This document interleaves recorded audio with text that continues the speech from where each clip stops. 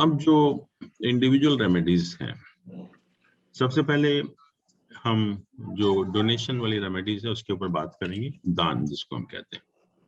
और हम सोचते हैं शायद कि हम दान कर रहे हैं तो शायद बहुत अच्छा काम कर रहे हैं और ये हमारे लिए अच्छा ही होगा, लेकिन दान जो है वो कुछ सर्कमस्टांसिस में बहुत डिसेस्ट्रस हो सकता है, बहुत ज्यादा नुकसानदायक हो सकता है। और दान जब हम करते हैं तो बहुत सोच समझकर, प्लैनेट की पोजीशन देखकर, और तब हम दान करते हैं, ना कि हम कोई भी नेचुरली हमारे एक माइंड सेट है कि हम किसी को दान कर रहे हैं तो नुकसानदायक कैसे हो सकता है, लेकिन एस्ट्रोलॉजी के हिसाब से दान देना भी जो है बहुत नुकसानदायक हो सकता है। कहते हैं दान हमें सिर्फ उन्हीं प्लैनेट की वस्तुओं का करना चाहिए जो प्लैनेट हमारे लिए मैलिफिक हैं, जो हमारे लिए अशुभ फल देने वाले हैं। दान हमें सिर्फ उन प्लैनेट की वस्तुओं का करना है जो प्लैनेट हमारे लिए अशुभ हैं या मैलिफिक रिजल्ट्स आपको देने वाले हैं। और जो भी प्लैनेट आपके लिए बेनिफिक होते हैं, शुभ होते हैं, उन प्लैनेट की वस्तुओं का कभी दान नहीं करते। अगर हम उन प्लैनेट की वस्तुओं का दान करेंगे तो उसके रिजल्ट हमारे लिए बहुत गंभीर हो सकते हैं। और अब देखते भी हैं कि शनि अगर बहुत अच्छा होता है तो लोग बहुत अच्छी पोजीशन मिलती है, बिजनेस अगर कर रहे हैं तो फ्लरिश करते हैं, बिजनेस में बहुत पैसा आ जाता है, फिर कॉकटेल पार्टी थ्रो करना शुरू कर देते हैं। और कॉकटेल तो शनि का ही आइटम है, तो उसी का दान आपने करना शुरू कर दिया जिसकी वजह से आपको वो पोजीशन मिली थी। फिर हम देखते हैं कुछ दिनों में फिर वो वापस उसी पोजीशन में आ जाते हैं। बहुत से लोग हैं जैसे फैक्ट्री वगैरह जिनकी होती है, तो आते हैं, सब लोग कहते हैं हमारा तो ये रूटीन है कि हम वीकेंड में हर अपने जो भी अपना लेबर क्लास है उनको एक शराब की बोतल दे देते हैं। तो और फिर परेशान होते हैं कि जो शनि की वजह से जो आपका काम अच्छा चल रहा था उसी की चीजों का आपने बांटना शुरू कर दिया, तो बहुत एक नुकसानदायक हो जाता है। तो हमें जिस प्लैनेट की वस्तु का दान करना है, सबसे पहले हमें ये देखना पड़ेगा कि जो प्लैनेट है हमारे लिए कैसा है। हमारे लिए अगर अशुभ है, हमारे लिए मैलिफिक है, तभी हम उस प्लैनेट की वस्तु का दान कर सकते हैं। अदरवाइज जो प्लैनेट हमारे लिए शुभ है, बेनिफिक है, उस प्लैनेट की वस्तुओं का दान हम कभी नहीं करते। और इसी प्रिंसिपल को हम थोड़ा सा और एक्सटेंड करें तो हमारी लाइफ में जो है बहुत अपॉर्चुनिटीज आती हैं जब हम गिफ्ट देते भी हैं और लेते भी हैं। हमारे यहाँ कोई शादी है, कोई बड़ा फंक्शन है, तो सारे जो हमारे रिलेशंस है, फ्रेंड्स हैं, उनको गिफ्ट देना भी पड़ता है और गिफ्ट लेना भी पड़ता है। तो जिस प्लैनेट का आप गिफ्ट दे रहे हैं उसको भी आप सेलेक्ट इस हिसाब से कर सकते हैं कि जो प्लैनेट आपके लिए शुभ है, कम से कम उस प्लैनेट की वस्तु का गिफ्ट मत दीजिए आप। मान लीजिए कि हम जाने अनजाने में, और हम बहुत अच्छा भी समझते हैं कि हमारे यहाँ कोई शादी है, बड़ा फंक्शन है, तो हम सबको चांदी की चीजें गिफ्ट करते हैं। और हो सकता है मूड आपका अच्छा हो और आप चांदी के गिफ्ट चीजें गिफ्ट करते चले जा रहे हैं, तो that may prove to be disastrous for you. थोड़े दिन में आप देखेंगे आपको डिप्रेशन होने लगेगा, जबकि मूड आपका बहुत अच्छा था, बट आपने चांदी की वस्तुएं दे दे के जो है गिफ्ट अपना मूड को खराब कर लिया। और वही प्रिंसिपल है गिफ्ट लेने के लिए कि जो प्लैनेट आपके लिए मैलिफिक है, अशुभ है, उस प्लैनेट की वस्तु का गिफ्ट हमें नहीं लेना चाहिए। उस प्लैनेट की वस्तु का हमें गिफ्ट नहीं लेना चाहिए। और जो प्लैनेट हमारे लिए बेनिफिक है, शुभ है, उसी प्लैनेट की वस्तु का हम गिफ्ट लेते हैं या लेना चाहिए एक्चुअली में। और लाल किताब में कुछ जो हम डोनेशन करते हैं उसके बारे में कुछ पॉइंट हैं, they are really important and I think they are applicable also. तो उसका भी अगर हम थोड़ा सा ध्यान करेंगे, क्योंकि वो कहता है कि किसी सर्कमस्टांसिस में हम समझ करके बहुत अच्छा दान कर रहे हैं, लेकिन वो हमारे लिए बहुत नुकसानदायक हो सकता है। तो उसमें कहा है कि मून अगर छठे घर में है किसी का भी, मून अगर 6th हाउस में है किसी का भी, तो कहते हैं कि कभी पानी पब्लिक को फ्री नहीं पिलाना चाहिए, पानी के लिए कभी दान नहीं करना चाहिए। पानी के लिए दान करने का मतलब है जैसे कहीं पर गांव में आपने कुआं खुदवा दिया, ट्यूबवेल लगवा दिया, वाटर कूलर रख दिया, या जितने भी प्रोसेशंस होते हैं हमारे रिलीजियस प्रोसेशंस, वहां पर आपने पानी पिलाने का या शरबत पिलाने का अरेंजमेंट कर दिया, तो कहते हैं बहुत डेंजरस हो सकता है। मून अगर 6th हाउस में है और आप पानी के लिए दान कर रहे हैं एक्चुअली। तो इसमें कहते हैं कि फैमिली में अनटाइमली डेथ होना शुरू हो जाती है, या आपकी संतान के ऊपर उसका बुरा प्रभाव पड़ता है, मून अगर छठे घर में है।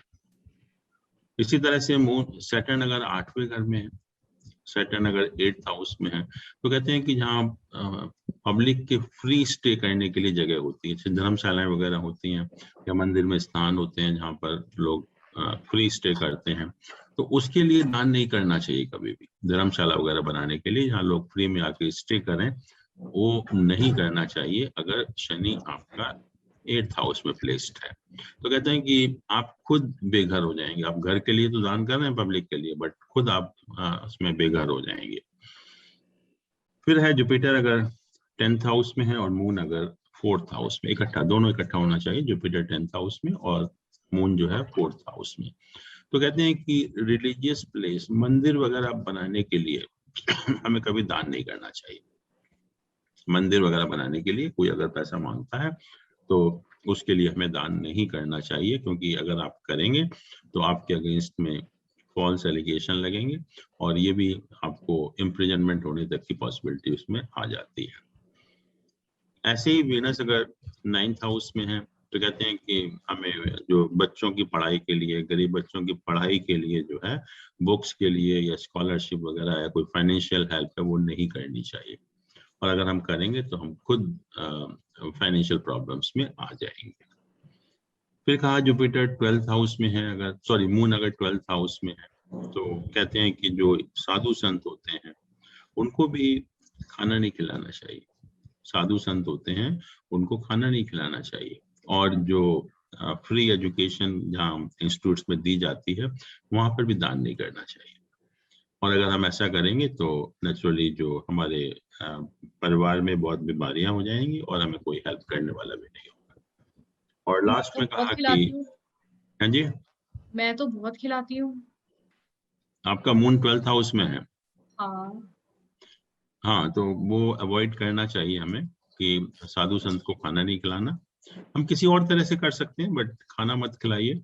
और दूसरा जो जहाँ पर भी फ्री एजुकेशन दी जाती है, एनजीओ है, कोई इंस्टीट्यूट है, तो वहां पर हमें दान नहीं करना चाहिए। तो इसमें जो है मून अगर 12th हाउस में है तो जैसे श्राद्ध में भी पंडितों को खाना खिलाते हैं तो वो भी नहीं खिलाना चाहिए। हाँ जी, अगर मून 12th हाउस में है तो श्राद्ध में जैसे पंडित को खाना नहीं खिलाते नहीं नहीं, that is a different thing actually. हाँ, तो ऐसे ही जुपिटर अगर 7th हाउस में है, जुपिटर अगर 7th हाउस में है, तो हम कहते हैं कि जो पुजारी वगैरह होते हैं या साधु होते हैं उनके लिए कपड़ों का दान नहीं करना चाहिए, उनको कपड़े नहीं देने चाहिए। और अगर हम ऐसा करेंगे तो नेचुरली हमारी खुद हमारी जो फाइनेंशियल पोजीशन है वो खराब हो जाती है और इसका हमारा संतान के ऊपर भी उसका खराब इफेक्ट होता है। तो ये कुछ पॉइंट हैं, इसको हम थोड़ा सा ध्यान में रख सकते हैं, अवॉइड कर सकते हैं, क्योंकि नॉर्मल केस में हम यही सोचते हैं कि इतना बढ़िया काम हम कर रहे हैं, फ्री एजुकेशन के लिए दे रहे हैं, धर्मशाला बनाने के लिए दे रहे हैं, मंदिर बनाने के लिए दे रहे हैं, तो खराब कैसे हो सकता है। लेकिन इसमें कहा गया कि ऐसे दान भी बहुत खराब हो सकते हैं। और अभी आप उस दिन बात कर रहे थे लाल किताब के उपायों की, तो वो भी थोड़ा सा डिस्कस कर लेते हैं कि वो क्या उपाय हैं और क्यों और कैसे हमें करने चाहिए। तो उनके उपाय करने के कुछ प्रिंसिपल्स हैं, अपने जो सिद्धांत हैं वो कुछ हद तक ठीक भी हो सकते हैं। कहते हैं कि डिस्ट्रॉय और एलिमिनेट द प्लैनेट। अगर कोई प्लैनेट नुकसान कर रहा है आपको तो उसको डिस्ट्रॉय कर दो, एलिमिनेट कर दो, उसको डिस्ट्रॉय कर दो, जिससे वो खत्म हो गया। अब आप सोचिए कि हम किसी प्लैनेट को डिस्ट्रॉय कर सकते हैं क्या, या एलिमिनेट कर सकते हैं क्या? क्योंकि हर प्लैनेट हमारे लिए यूजफुल है। अगर एक प्लैनेट नहीं होगा तो it can create lot of problems.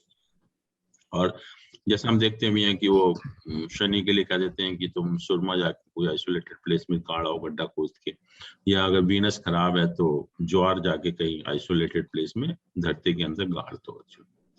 और लोग क्या करते हैं कि एक बार हमने किया था, हमें फायदा हुआ उसका, और वो उसको रिपीट करना शुरू कर देते हैं, उसको रिपीट करना शुरू कर देते हैं। और रिपीट करने से बहुत नुकसान हो जाएगा, क्योंकि इस टाइप के उपाय हैं कि प्लैनेट को डिस्ट्रॉय करना। पहली चीज तो है, this can be done only in the case of emergency, and that too for a very short time, very short time. अब लगता है कोई ऐसा ट्रांजिट खराब हो रहा है कि शायद हमें बहुत नुकसान कर दे, तो उस केस में तो हम कर सकते हैं। लेकिन अब बार बार अगर हम रिपीट करेंगे और प्लैनेट को डिस्ट्रॉय करने की कोशिश करेंगे, तो आप सोच लीजिए क्या हालत होगी एक्चुअली में। तो ये जो उपाय बताए जाते हैं आपको कि जमीन में गाड़ दो, तो these are not to be repeated, they can be done only in the case of emergency. जब कोई दशा बहुत खराब है, ट्रांजिट बहुत खराब है, 2-4 दिन के लिए कोई ऐसी प्रॉब्लम आने वाली है, उस केस में तो हम कर सकते हैं, अदरवाइज हम उसको रूटीन में नहीं कर सकते। दूसरा है to keep away the influence of planet. जो प्लैनेट का इन्फ्लुएंस, जैसे हम कहते हैं ना, कोई व्यक्ति है उसको घर से थोड़ा दूर बाहर भेज दो थोड़े टाइम के लिए, तो उसका इन्फ्लुएंस नहीं रहेगा। हस्बैंड वाइफ का झगड़ा हो रहा है तो एक आदमी बाहर चला जाए तो उसका इन्फ्लुएंस खत्म हो जाएगा, झगड़ा खत्म हो जाएगा। तो वही चीज यहाँ भी है कि to keep away the influence of planet, कि कोई भी हम कहते हैं कि पानी में बहा दो वो चीज उस प्लैनेट की। अगर वो प्लैनेट खराब रिजल्ट दे रहा है तो उस प्लैनेट की वस्तु को पानी में बहा देते हैं। और वो भी वही चीज है जो पहली चीज है कि हम जैसे प्लैनेट को डिस्ट्रॉय नहीं कर सकते, ऐसे ही हम प्लैनेट के इन्फ्लुएंस को भी अपने से दूर बहुत टाइम के लिए नहीं कर सकते। तो इसका भी प्रिंसिपल यही है कि कोई अगर इमरजेंसी है, कोई बहुत ही अगर शॉर्ट टाइम के लिए अगर हम उपाय करने, तब तो हम यूटिलाइज करेंगे, अदरवाइज नहीं करेंगे इसको जो है। और जैसे देखते भी हैं कि मंगल अगर खराब है तो हम कहते हैं गुड़ की रेवड़ी पानी में बहा दो, या और भी कुछ चीजें ज्वार पानी में बहा दो, या और चीजें पानी में बहाई जाती है। फिर है कि to convert malefic effect of planet into benefic. हम जो अशुभ प्लैनेट है उसके इफेक्ट को शुभ कर दो। कैसे? मान लीजिए कोई प्लैनेट अशुभ है, कोई प्लैनेट जो है अशुभ है, तो उसकी हमने कोई प्रिय वस्तु लाकर स्थापित कर दी घर में, तो कहते हैं कि वो अशुभ रिजल्ट देने के बजाय फिर वो शुभ रिजल्ट देना शुरू कर देता है। कोई भी प्लैनेट अगर अशुभ है और उसकी कोई प्रिय वस्तु जो उसको बहुत ज्यादा प्रिय है, वो अगर हम घर में स्थापित कर देंगे तो नेचुरली उसके रिजल्ट हमें ठीक हो जाएंगे। तो एग्जाम्पल दिया, जैसे राहु अगर 5th हाउस में है तो कभी कभी संतान में भी प्रॉब्लम क्रिएट करता है, मेल चाइल्ड में, या हमारा जो डाइजेशन सिस्टम है उसको खराब करता है। तो कहते हैं कि सॉलिड चांदी का हाथी छोटा सा जो है वो लाकर घर में स्थापित कर दीजिए, वो उसी का आइटम है, उसको प्रिय है, तो राहु खुश हो जाता है और प्रॉब्लम देना बंद कर देता है। और एक प्रिंसिपल है कि जो प्लैनेट आपके लिए ऑलरेडी शुभ है उसको और शुभ कर लेना। जो प्लैनेट आपके लिए शुभ है उसको और शुभ कर देना। जैसे मान लीजिए कि मून आपके लिए बहुत अच्छा है और उसको मून जो है बहुत वेल प्लेस्ड है, तो हम क्या करते हैं कि अपनी मदर के हाथ से चावल लेकर, मदर भी मून की रिलेशन हो गया और चावल भी मून का आइटम हो गया, तो मदर से चावल लेकर अपने जो घर में स्थापित कर देते हैं उसको, या अपने जो भी पूजा स्थल है वहां पर हम उसको रख देते हैं। तो उससे क्या होता है कि मून तो ऑलरेडी पावरफुल था ही, वो और ज्यादा पावरफुल हो जाएगा। तो इसको कहते हैं टू एस्टैब्लिश बेनिफिक प्लैनेट, कि ऑलरेडी बेनिफिक था तो उसके हमने जो बेनिफिकनेस है उसकी जो शुभता है और बढ़ा दी। फिर क्या होता है कि दो चीजों में झगड़ा हो रहा है तो हमने एक तीसरे प्लैनेट को वहां स्थापित कर दिया, to establish another planet to avoid fight off to malefic planets, to fight off to malefic planet. जैसे कि मान लो सन और सैटर्न है एक हाउस में, तो एनिमी है, झगड़ा हो रहा है दोनों में, तो हम क्या करते हैं कि मरकरी को एस्टैब्लिश कर देते हैं। मरकरी बच्चा है तो दोनों ठीक हो जाते हैं, फिर दोनों का जो नेगेटिव इफेक्ट है वो होना बंद हो जाता है। और मरकरी के लिए हम कहते हैं कि जो जो फूल वाले पौधे हैं वो घर में हम लगा लेते हैं, तो एक तरह से मरकरी एस्टैब्लिश हो जाता है। तो जैसे हस्बैंड वाइफ का झगड़ा है तो बच्चा बीच में आ जाए तो झगड़ा खत्म हो जाता है। तो इसी तरह से दो अगर मैलिफिक प्लैनेट है उनका अगर झगड़ा हो रहा है, रिजल्ट खराब मिल रहे हैं, तो हमने एक तीसरे प्लैनेट को वहां पर स्थापित कर लिया। फिर इसमें एक चीज और कहते हैं, कान पकड़ के उसको मैलिफिक से बेनिफिक कर दो, कान पकड़कर उसको मैलिफिक से बेनिफिक कर दो, to convert malefic into benefic forcibly. तो इसके लिए कहते हैं कि विनस अगर मैलिफिक है तो हम ज्वार जो है अगर गाय को खिलाएंगे, ज्वार भी जो है विनस की वस्तु है, गाय भी विनस की वस्तु है, तो कहते हैं कि जब वो गोबर करेगी तो अपना जो वीनस का जो मैलेफिक इन्फ्लुएंस है वो खत्म हो जाएगा, मैलेफिक इन्फ्लुएंस खत्म हो जाएगा। ये सैटर्न के लिए भी कहा कि सैटर्न मान लीजिए बहुत खराब है आपका, तो हम जो आलमंड्स होते हैं कुछ हम मंदिर में ले जाते हैं और उनको सैटर्न को कसम दी जाती है कि तुम कोई प्रॉब्लम क्रिएट नहीं करोगे, और आधे जो आलमंड है मंदिर में छोड़ देते हैं, आधे घर में स्थापित कर लेते हैं, और उन जो आधे आलमंड अपने घर में स्थापित किए हैं उसको 1 साल के बाद हम पानी में प्रवाहित कर देते हैं। तो ये एक प्रिंसिपल है उपाय करने का। तो ये 6 प्रिंसिपल हैं जिनके बेसिस पर बेसिकली लाल किताब के उपाय बेस्ड हैं, और क्योंकि हमें लाल किताब के उपाय करने भी पड़ते हैं, हर व्यक्ति को कोई ना कोई आपसे कराता ही है, तो आपको इसका मीनिंग समझना चाहिए। ऐसा ना हो कि सर जैसे ये पहले एलिमेंट जो है हमें अगले साल दोबारा रखने होते हैं? हाँ जी, एलिमेंट जो है ये बादाम है, हमें अगले साल दोबारा रखने होते हैं एक बार नहीं हटाने के बाद? अगर वो खत्म हो गया है आपका जो पीरियड, अगर तो ठीक है, अगर नहीं हुआ है तो उसको आप रिपीट कर सकते हैं।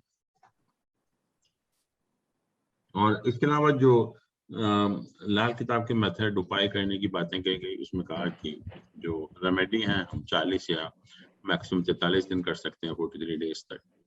फिर कहते हैं कि एक रेमेडी एक ही टाइम करनी चाहिए, ऐसा नहीं कि हमारा वीनस भी खराब है, सैटर्न भी खराब है, दोनों की रेमेडी हम इकट्ठा करने निकलते हैं, वो गलत है। 1 रेमेडी एट टाइम एक्चुअली। और कहते हैं कि जो रेमेडी है वो हमें दिन में ही करनी है, सनराइज टू सनसेट, रात में हम कोई रेमेडी नहीं करते। और यहाँ पर रेमेडी के लिए कहा कि आप ब्लड रिलेशन भी आपके बिहाफ पर उपाय कर सकता है। ब्लड रिलेशन जो है वो भी हमारे इसमें पराशर में नहीं है, लेकिन लाल किताब में कहा कि जो उपाय हैं दे can be done by the blood relations also. और फिर कहते हैं कि अगर एक उपाय मिस हो गया मान लीजिए एक दिन, तो फिर आपको दोबारा से रिपीट करना पड़ेगा 43 डेज के लिए जो है। और ये भी कहा कि अगर पानी वानी ज्यादा बरस रहा हो तो उस टाइम भी हमें रेमेडी नहीं करनी चाहिए, उस टाइम को हमें अवॉइड करना चाहिए रेमेडी करने के लिए।